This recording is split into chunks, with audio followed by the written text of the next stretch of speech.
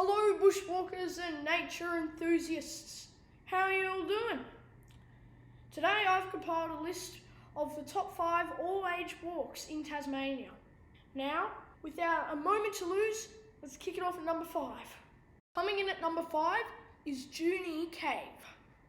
Junee Cave is a great walk located about 5 minutes outside of the small township of Nayadina, near the popular Mount Field National Park, situated near the Humboldt Valley on the Junee River. The track passes under delightful ferns shaded by giant myrtles, sassafras and dogwoods.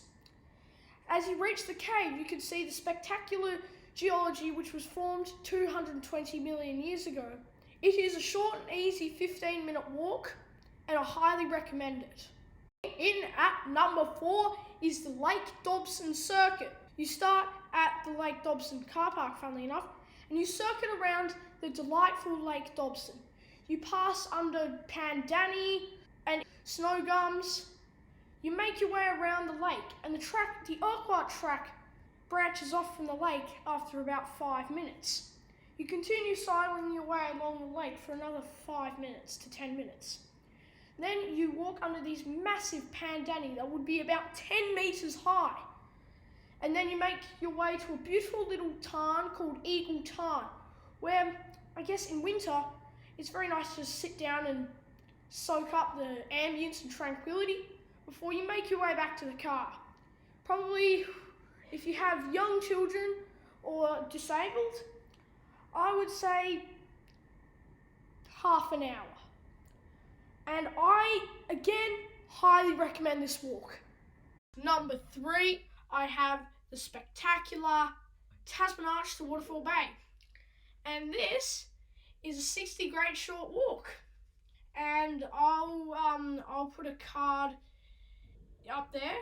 And the walk starts at the very spectacular Tasman Arch, which on high seas, sometimes you could get hit by sea spray. And you walk along and there's an equally spectacular Devil's Kitchen, which just seems to go down and down and down. As you make your way across, you see plenty of lookout points and spectacular viewing platforms. And you make your way around and you reach this place called Patterson's Arch. You can look down, it's like really vast and huge, as most sea cliffs and coastal features on the Tasman Peninsula. You make your way, and then, especially after a lot of rain, you can just see these massive cascades coming down onto the cliff face, into the ocean. Now, you kind of sidle your way up, kind of along the cliff edge, and you walk through a mixed kind of damp kind of forest. You kind of descend into a small gully and into the very lush, quite ferny forest of the falls. Tramp your way out to Waterfall Bay Bluff, which is really spectacular. But when I did the walk, it was like low cloud down to the ocean, so I could just see the ocean below, which made it even more spectacular. It seemed like you were even higher because you were like in the clouds. I highly recommend this walk for, I guess, beginners and young children, or older people. I would say it would be about 2 hours and 15 minutes because, well, I'm experienced-ish and it took me about an hour 45 return, including stops. Coming in at number 2 is the King Billy Enchanted Walk, which is located at the entrance of Cradle Mountain / Lake St Clair National Park at the ranger station. You can go to the enchanted King Billy Pencil Pine Falls, and then you walk through some delightful forest, massive myrtles and massive fagus trees, and it's truly beautiful, and I highly recommend this walk again. About 20 to 50 minutes walk. It's a great circuit. Here are some honourable mentions. Pine Lake, great walk, but maybe not as spectacular as the others. Russell Falls Circuit, I've got to say, it might not be suitable for all ages, but Russell Falls is still very spectacular.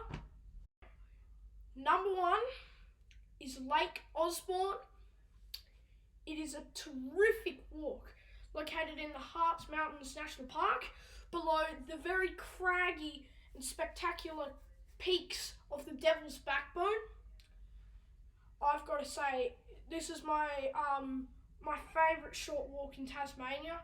It is just beautiful. You start walking through some lovely subalpine myrtle forest, and the vegetation has a great variety. You have these big rock outcrops on one side of the track, and they just tower.